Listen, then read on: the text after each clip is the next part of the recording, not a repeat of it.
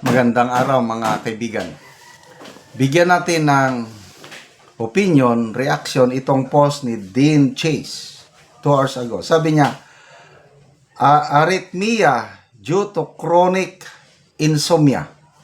Meaning, irregular ang heartbeat kasi walang tulog. Pulburon, pamor. Okay, so I don't know kung saan nakuha ni Dean Chase itong detalye na arrhythmia due to chronic insomnia. Ito ba yung sakit ng Pangulong Marcos Jr.? Ito, sinearch ko sa internet, sa Google, what is arrhythmia? Arrhythmia is a disturbance in the normal rhythm of the heart. Instead of beating regularly and coordinated, the heart may beat too fast, too slow, or irregularly. This can cause symptoms such as palpitations, dizziness, difficulty breathing, or even fainting. Arrhythmias can be mild and not require treatment, but in some cases, they can be dangerous and require medical attention. There are different types of arrhythmias, and their diagnosis and treatment depend on the severity and specific type of heart rhythm disturbance. So, yun ang ibig sabihin ng arrhythmia. Ulitin ko, dito sa post ni Dean Chase, wala siyang sinabi kung kaninong sakit itong arrhythmia. Basta ganito lang. Arrhythmia due to chronic insomnia, meaning irregular ang heartbeat kasi walang tulog, pulburon pa more. Okay, tignan natin ang people who reacted. 11,000 ang nag-react, 6,400 ang tumatawa, 4,900 ang nag-like. Then, comments. Ano ba ang comments nila? Dean Chase, sabi niya, sasabihin na naman na walang tulog kasi hardworking. Yun ang ang pahayag ni Jose Claire Castro. Although opinion lang, siguro dahil sa sobrang pagod, puyat, sobrang sipag sa trabaho, kaya ang Pangulo, nakaramdam ng discomfort. Please follow these pages. I lose. So, yun. So, lumalabas dito, basta tayo mga kuna.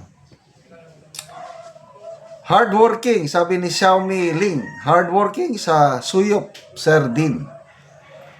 Maya Forton, masipag magpulburon. Zach Limor,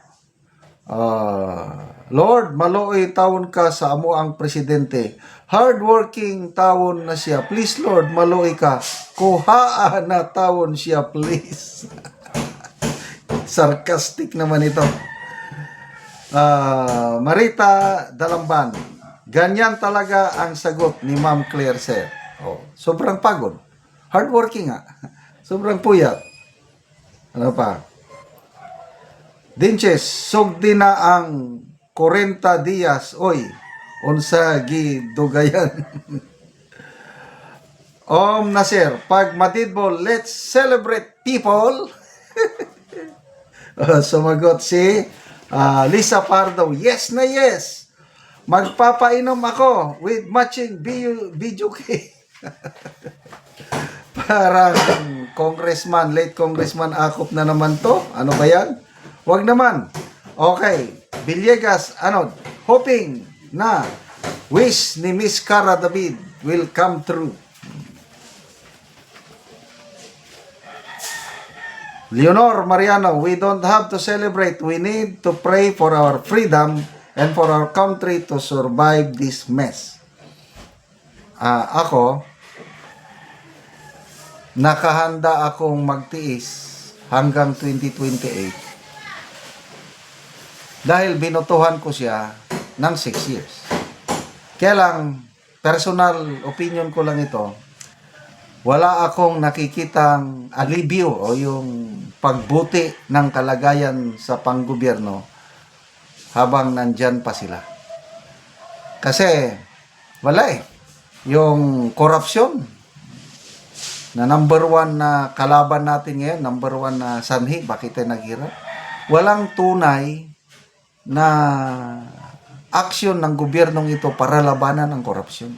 Ang ginagawa nila, puros cosmetics. Ulitin ko, opinion ko lang ito. Observation ko lang, I might be wrong. Yung ICI nila, palabas lang yan.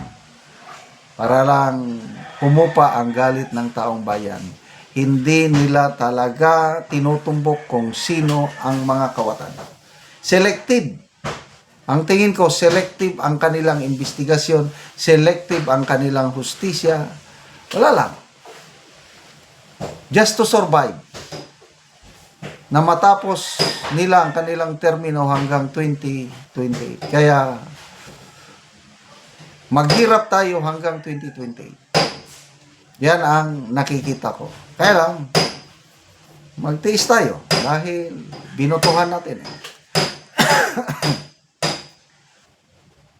Ito, kung pinagdarasal ko, kasi utos ng Biblia, pray for your government leaders. So, pinagdarasal ko ang mga political leaders natin na sana magkaroon sila ng takot sa Diyos. Na sana unahin nila ang yung good governance. Kaya lang sa ngayon, with this administration, good governance is walang mangyayari. Magkakaroon lang, ito again, opinion ko lang ito, magkakaroon lang ng good governance pag umupo ang isang Duterte sa Malacanang. Kasi ang mga Duterte, napatunayan na nila ang good governance nila sa Davao. Yung nagawa nila sa Davao, kaya nilang gawin sa buong Pilipinas. Kaya mabuhay ang ating incoming President, Inday Sara Duterte. Salamat mga kaibigan sa inyong pagsubaybay sa ating channel. Nakakatulong kayo ng malaki sa tribong Talandig ng Bukidnon dahil ang income natin sa channel na ito is pantulong po sa tribo. Namimigay tayo ng libreng yero at pako para makapagpatayo sila ng mas maayos na tirahan. Panoorin nyo ang video na ito. Si Angkol ang natagaan og sin ug mag-atop na ni siya karon.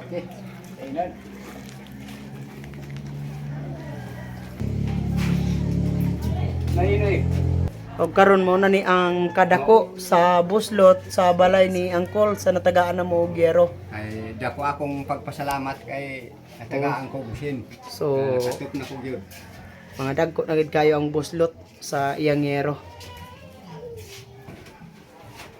Magtantang na gid si Angkol sa yero kay mag-atop na siya.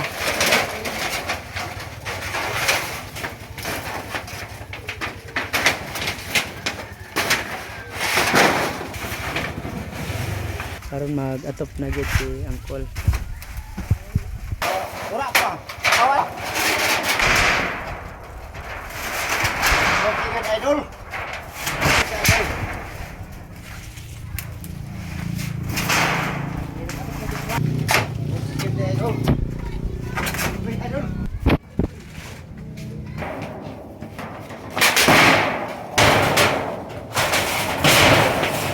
Katop lagi si idol.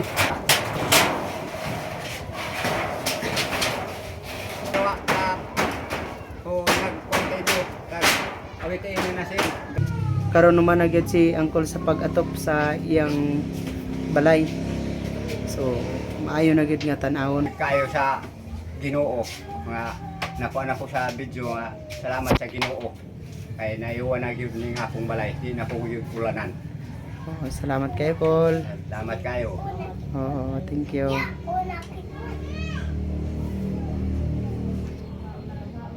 Tawsin katop na tagyod. Mm-mm.